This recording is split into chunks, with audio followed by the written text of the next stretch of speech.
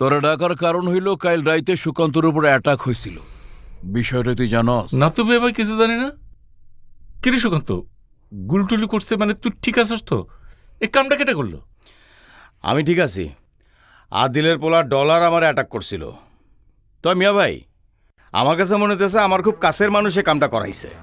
এত বড় একটা ঘটনা ঘটে গেল, অথচ আমারে জানালি না।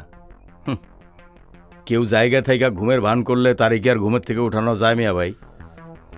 ননি, বিষয়টা তোর অবশ্যই জানা উচিত ছিল।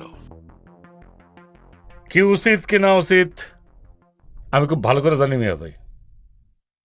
মিয়া ভাই, আপনারে আমি একটা গল্প শোনাই, কিন্তু এই গল্পটা আপনার শোনাই লাগবে।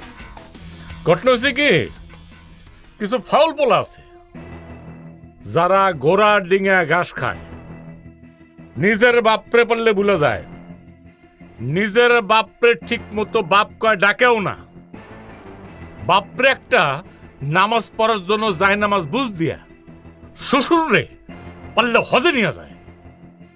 নিজের বাপরে একবার বাপ কয় ডাকে না, আর শ্বশুর রে আব্বা আব্বা কয়া মুখে ফেনা তুলে ফেলায়। এইসব পোলাপানের কি খোঁজ নেব? খোঁজ নেওয়া উচিত না, এটা ঠিক কইছিস, কিন্তু জন্মদাতা বাপ তো বাপই হয়, তাই না? সুকান্ত, আমি খুবই মাইন্ড করলাম, খুব কষ্ট পাইছি। তুই তো আমার ছোট ভাই রে, আমার সন্তানের মতো।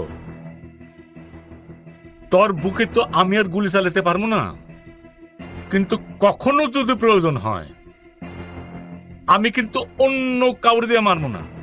কারণ তুই খুব ভালো করে জানোস আমি কামলা দিয়ে কোনো কাম করি না। আসি মিয়া ভাই।